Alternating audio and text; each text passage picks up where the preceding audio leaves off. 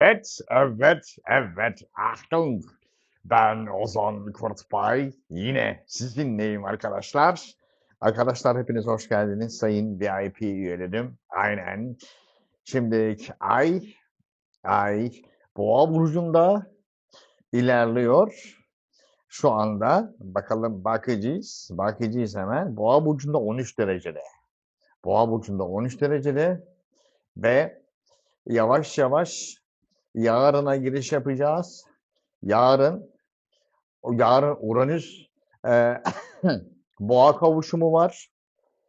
Uranüs Ay kavuşumu var. Ay Boğa burcundayken. Yani demek oluyor ki bir hızlandır hani bir e, şey hızlandırılmış kurs örneği diyeyim size o zaman. Yarın hızlandırılmış bir kurs örneği var. Çünkü ay yavaş yavaş İkizler burcuna doğru geçecek. Ama bu saatte geçmiş olmayacak.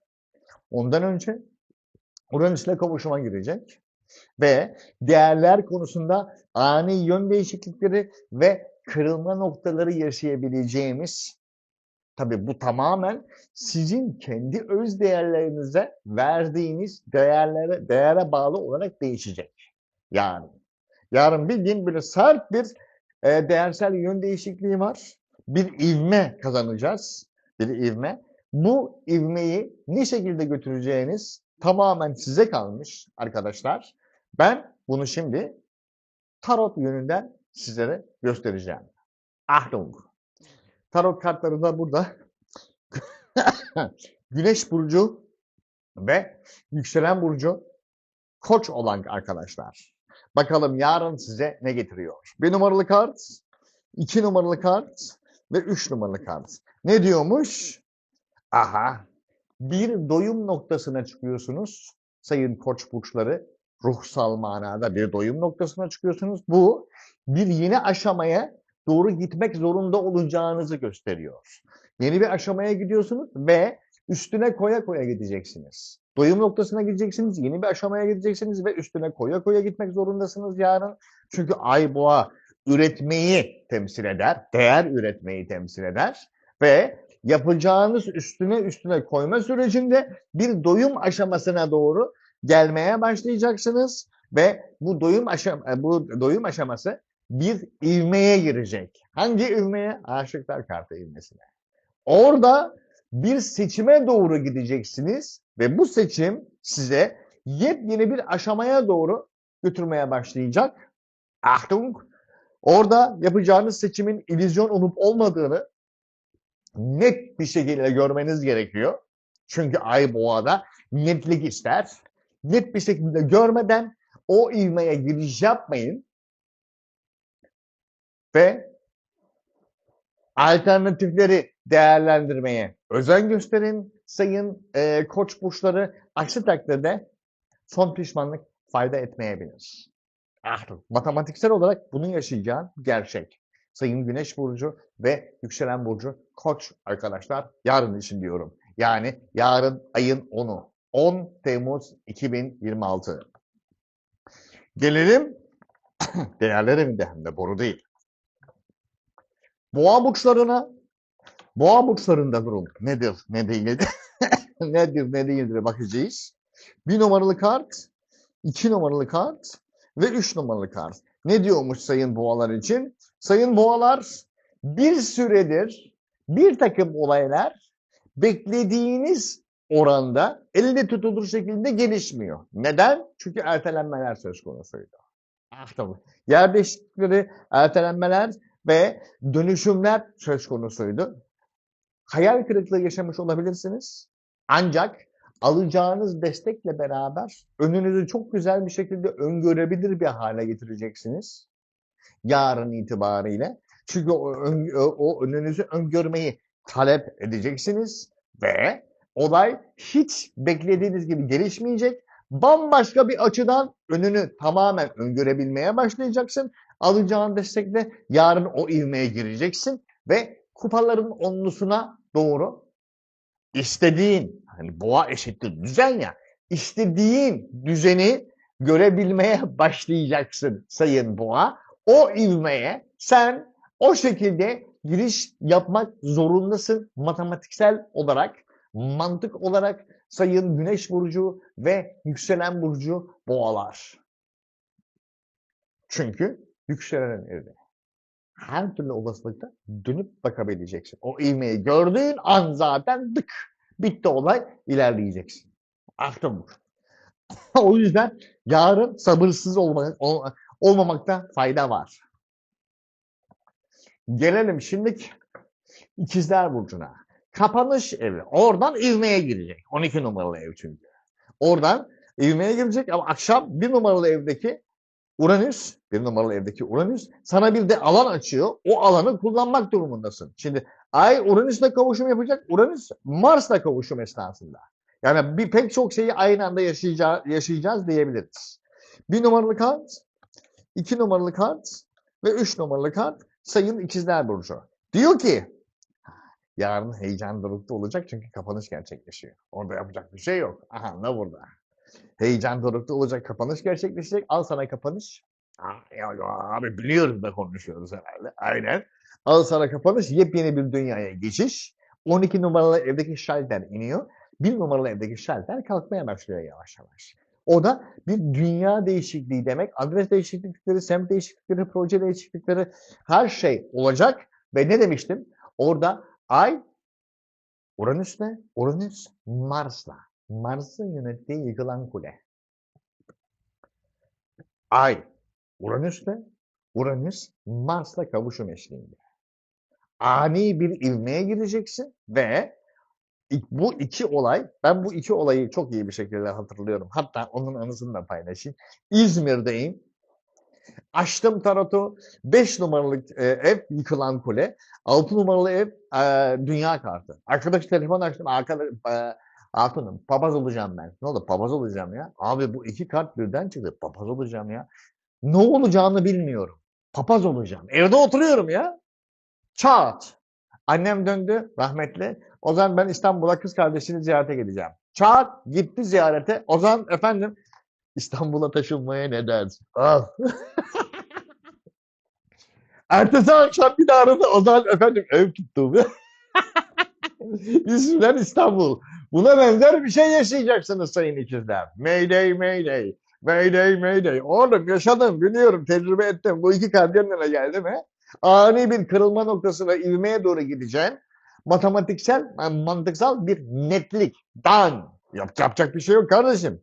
Bunu yarın tecrübe edeceksin. Sayın ikizler burcu. O yüzden hazırlık yapsan iyi olur. Gelelim şimdi sayın yengeç burçlarına. 11 ve 12 numaralı. Ne ile dönüşüme gireceğim ben? Ne ile kapanışa doğru gitmeye başlayacağım? Hangi dış bağlantıyla kapanışa doğru gitmeye başlayacağım? Çat diye nereden kırılacağım ben sayın yengeçler? Onu şimdi gölgelerin gücü adına göreceğiz. Göreceğiz. Yani yapacak bir şey yok. Aynen. 1 numaralı kart, 2 numaralı kart ve 3 numaralı kart. Der ki sayın yengeçler. Direkt kafadan ilk kart kılıçların altılısı kaçış. Bitti. Zihinsel kılıçların altısı. Zihinsel ayrılık. Kaçış. Bitti ya. Daha ilk şut gol. Şut gol. Nereden oraya? Hangi dış bağlantıyla gideceğim? Bu da dış bağlantı zaten.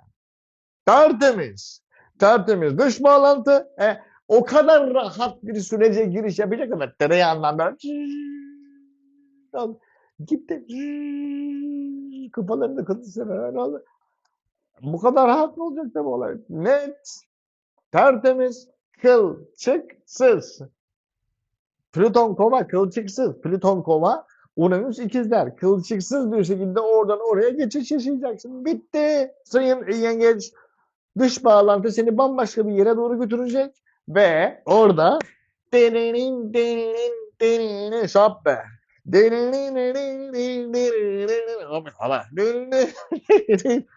Ne olacak? Abi değerlerine doğru gidiyorsun. Değerlenmeye doğru gidiyorsun alacağın destekle beraber. Oğlum tabii. Orada yapacak hiçbir şey yok. O dış bağlantı kırılma noktası senin ivmeni öyle bir yükseltecek ki Achtung! Oradan zaten yengeç burcu yine geçeceğiz. Şaptı. Şaptı. Havada. I like to mail.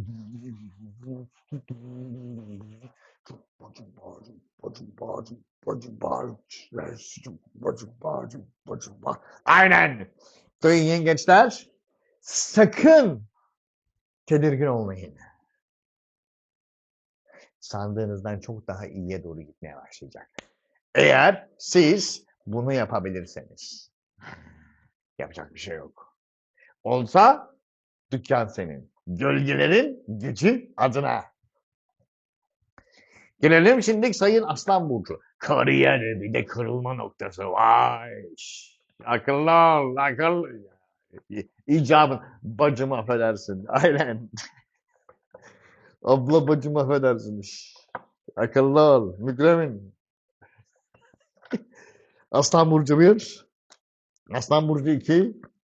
Aslan Burcu 3. Süleyman. Aslan Burcu 3. Süleyman. Evet. Rest. Rest. Ne diyormuş rest? Sen söylemen gerektiği zamanda söylemen gerekenleri söyledin mi? Ortalık belirsizken, ortada böyle kan gövdeyi toz dumanı götürüyorken. Söyledin mi Sayın Aslan? Senin kariyerin oğlum, başkasının değil. Boru değil bu. Aynen kılıçların kraliçesi. Söyledin mi söylemen gereken zaman, söylemen gereken zamanda, söylemen gereken kişilere, söylemen gereken şeyleri söyledin mi? Bitti. Matematik, mantık. Söylediysen, söylediysen, aha. Söylediysen ama. Söylediysen, söylemediysen çok beklersin. Aha, söylediysen tamam ama söylemediysen bu doyumu çok beklersin Sayın Aslan. Temiz mi? Aramızda anlaştık mı arkadaşlar? Anlaştık. Yardırıyor muyuz? Yardırırız. Bitti. Son kart Sayın Aslanlar. Son kart. Alıştıra alıştıra açıyorum. Çünkü önceki kart belirsizlikti.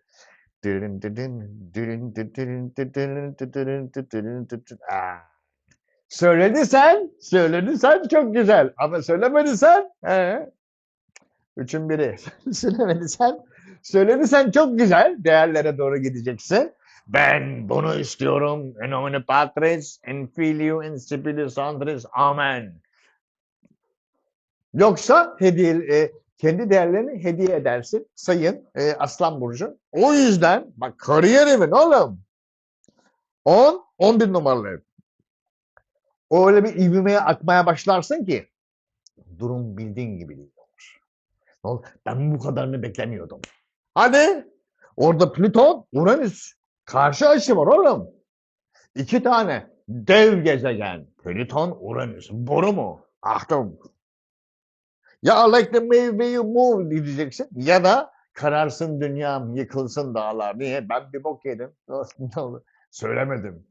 Delikanlıyım. Vallahi söylemedim. Oğlum kaşıntın mı var? Kaşıntın mı var Sayın Aslan? Bir şey varsa demek ki. Ben de diyorum Allah Allah niye böyle? Matematik tutmadı. Python error veriyor, fatal error veriyor ama kimse o kodu hiç kimse düzeltmiyor. Orada sonsuza kadar bekler söyleyeyim. Sayın Başak Burçları. 9 numaralı ev. İvme hem 9 numaralı ev oğlum sahibi Jüpiter. O zaman double. Beklenti o. Matematiksel beklenti o. Bakalım öyle mi? 1 numaralı kart. 2 numaralı kart.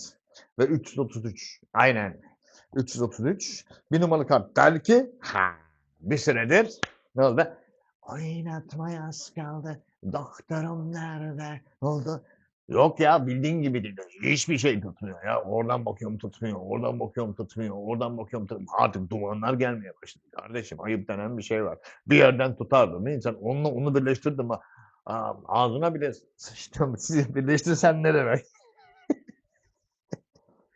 Çünkü ay kartı vardı tutmuyordu. Ay kartı vardı tutmuyordu. Şimdi o hesaplar nereye doğru gidiyor? Yeni yatırımlara doğru gidiyor. Elini cebine atacaksın ki elini cebine atsınlar. Mayday, mayday. Gölgelerin gücü adına. Çevrendeki herkes bu tripte olabilir. Herkes bu tripte olabilir. Ne yapacaksın? Ne yapacaksın? Böyle ağız burun gireceksin Allah ne verdiyse. Ciddi mi? O ateşin içine gireceksin Sayın Başak. Orada yapacak hiçbir şey yok. Böyle vermiyorlar. Evet. Aynen. O kaosun, o chaos. O kaosun içine gireceksin. O kaos seni bir yenilenmeye sokacak. Aynen. Böyle ağız burun dalacaksın. Onu alacaksın oraya koyacaksın. Onu alacaksın oraya koyacaksın. Onu alacaksın. Kral tanınmaz oğlum. Bu standartlar değişecek ve yükselecek. Bunu yapmak zorundasın Sayın Başak.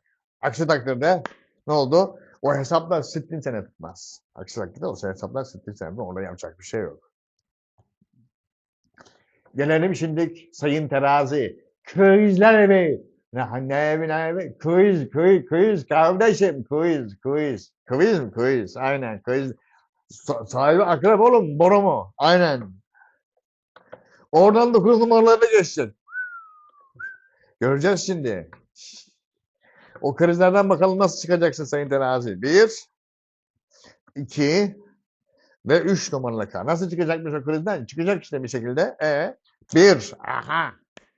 Ne kadar yük varsa 60 olman gerekiyor üstünden. Gereksiz.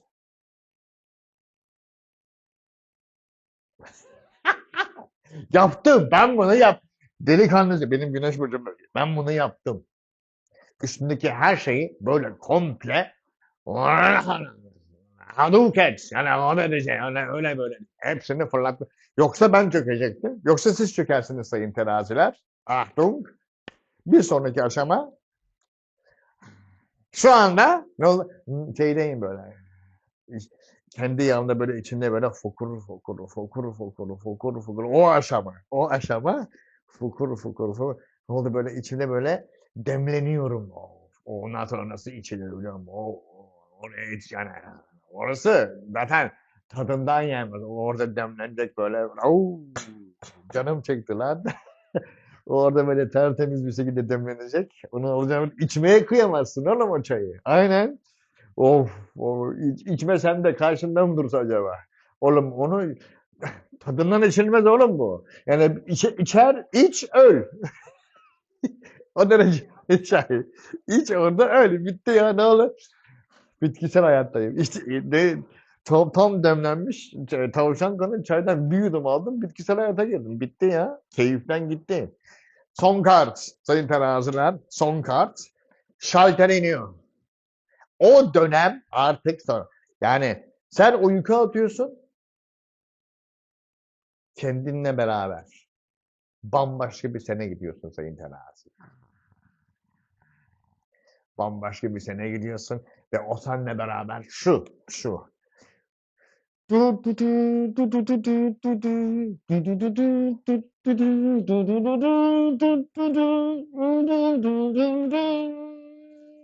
Aynen. Yani üstünden attığın sırf etrafın değil, kendi fazlalıklarını da üstünden atıyorsun ve o döneme artık bir daha açılmamak üzere tertemiz. Aynen bitti. Artık yepyeni bir dönem, yepyeni bir yaşam. Krizden öyle çıkacak. Krizden başka türlü nasıl çıkacaksın? Akrep ölümden başka türlü çıkman mümkün mü? Değil. Matematiksel olarak imkansız. Gelelim şimdi sayın akrep burçları, ölümün öpücükleri. Can Hatice, Can Hatice. Aynen. Nedir ne değildir sayın akrepler?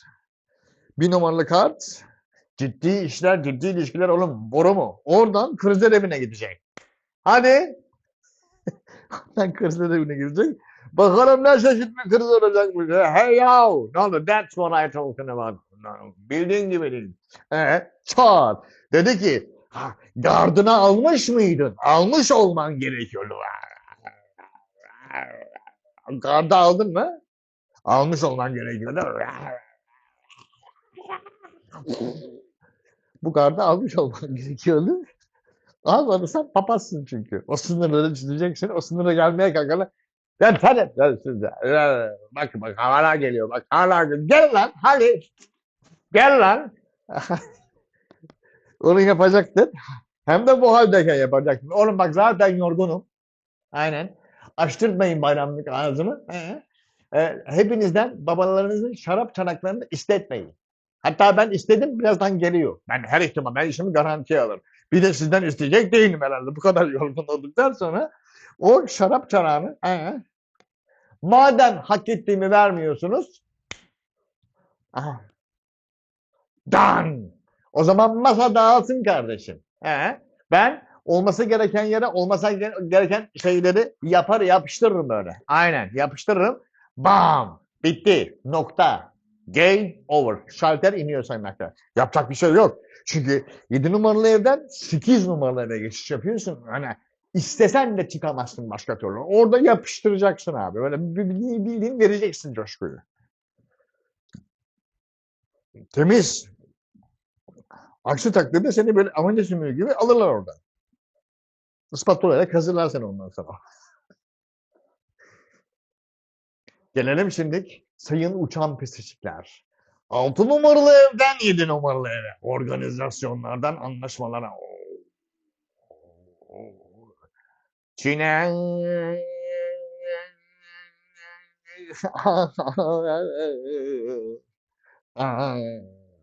Çile beni bölüm. Allah. Çile beni bölüm. Çile. Ne bileyim içinden geldi. Yay burcu 1, yay burcu 2, yay burcu 3.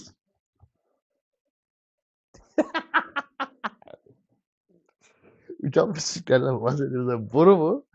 Açmaya korkuyorum oğlum. Aha! Bir süredir önünüzü, bak delikanlı gibi bir süredir önünüzü öngörebiliyorsunuz aldığınız destekle. Şimdi madem burası böyle, o zaman bir sonrası daha güzel olması lazım. Aynen. Görebiliyorsan, madem görebiliyor, o zaman şalteri indir. Hadi. O yüzden Çile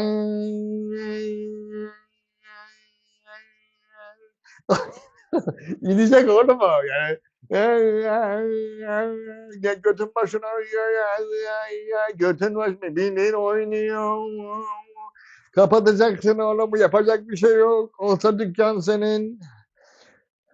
Ah, kapatmazsan samanlıktan kaldıramadın samanlıktan zühtürden torun sana yandım zühtürden sana yandım zühtün obala samanlıktan kaldıramadım samanlıktan zühtü ben sana yandım zühtü aman yandım zühtü ya yerse kardeşim o yüzden çile diye girdik. Çile. O yüzden çileye girdik oğlum. Bak görüyorum ama değiştirmek zorundayım. Yapacak bir şey yok. Sayın yaylar. Oraya doğru ama 6 numaralı ev. Organizasyon yenisini görüyorum ama bu şekilde gitmez. O yüzden bunu böyle yapmak zorundayız. Bitti.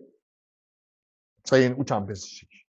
Aksi takdirde indirin şalteri abi. Eğer üstüne bir de beton dökün. İşinizi garantiye alın. Yay var onun. Boru değil o. Yani yayla karşı karşıya. Kapat üstünü. Beton dök.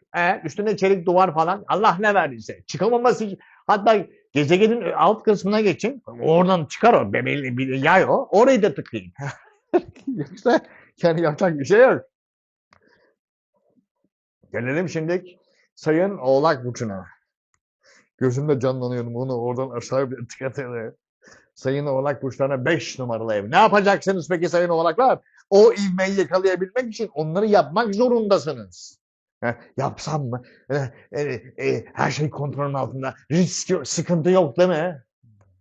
Yarın göreceğim. Yarın göreceğim sıkıntıyı. Yok yok. Yok. Hiç sıkıntı yok. Sayın Allah hiçbir şey. Olur mu ya? Ne demek? Ne sıkıntısı aldın? Ayıp denen bir şey var. Ben vicdanı komple aldırdım Oğlak yarın için. Haberin olsun. Gitti yani komple. Baştan söyleyeyim de. Baştan söyleyeyim. O yeniliklere bir süre önce girdiniz sayın Oğlaklar. Şimdi o yeniliklerin yerleri değişmeye başlayacak. Taşlar yer değiştirecek. Öyle mi? O zaman son kartı hiç açmasak mı? Yani yemiyor çünkü şu anda. Bunu aç bir de Oğlak'a söyle. Şurada cam versin sonra. Kart şu. Düştü değil mi o? Ne oldu? Ruhu teslim etti mi arada? Yani ruh aldınız değil mi? Eminsiniz. Niye? Garantisi. Oğlak belli olmaz. Manipüle eder. Ee? O yeniliği baştan gözden geçirmek zorundasın Sayın Oğlak. Çift dikiş gideceksin. Çift dikiş gideceksin. Bak yenilik, taşların oynanması ve tekrar hesap. Tekrar hesap. Bu yeni ivmenin hesabı, eski ivmenin yeniliği, son kullanma tarihi geçmiş olan ivmenin yeniliği. Yeniledin, soktun çarkın içine, çat.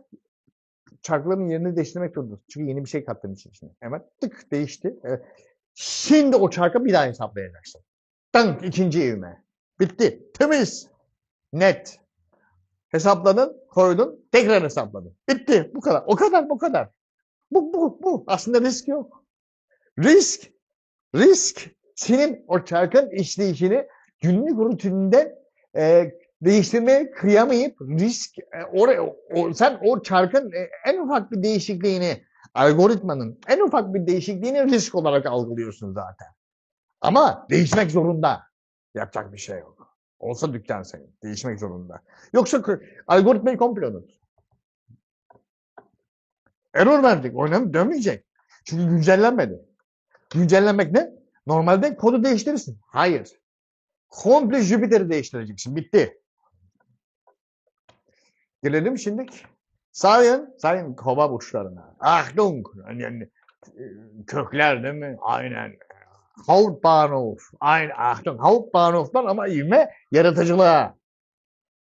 Tertemiz. Hem de orada Uranüs var. Sen şov yaparsın lan. Sayın kova sen şovu yaparsın. Orası senin yönetici gezegenin. Bir de Mars'ta verir coşkuyu ben. Kova bu.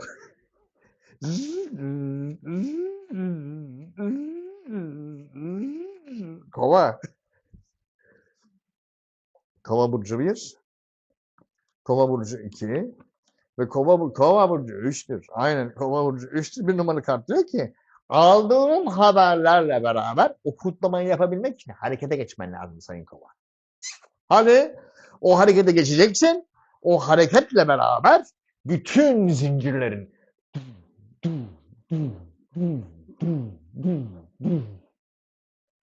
etrafında ne kadar zinciri varsa hepsi kırılacak. Hepsi. Freedom. Çünkü Uranüs boru değil. Uranüs boru değildir. Çatat. Ağdas. Gitti hepsi. Ondan sonra sen de madem kırıldı rahatız değil mi? Tamam. Şu olsun.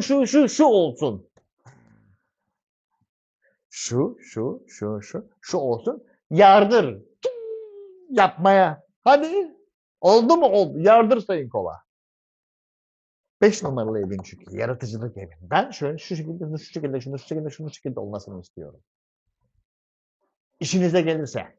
Hadi. Yapacak bir şey yok Sayın Kova. Evet. 4 numaralı ev çünkü. Oğlum benim ana merkezim. Size ne oluyor? Aynen.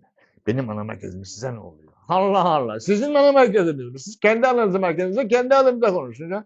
Değil mi lan? Aynen. Olur mu öyle şey? Gelelim sayın balıklar. 3 numaralı evden 4 numaralı ev. Ben böyle bir merkez hayal ediyorum. O zaman yap. Uranüs 4 numaralı. Yap o zaman. Ne oldu? Error verdin. Yap. Hayal ediyordun. Yap dedik. Ne oldu? Blöf müydü o? Yemezler. Yapacaksın. İstedin, talep ettin. Talebin arıza gitti. Kabul oldu geldi. Hadi.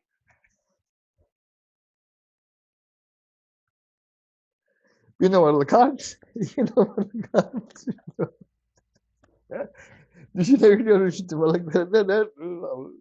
Hiç kabul etmeyecek ya. O kadar salladım ki ben kafamda. Yani. Nasıl olsa kabul olmaz diye. Oldu mu? Oldu. Hadi. Oldu. O seçimini yaptın ya sen. Hadi.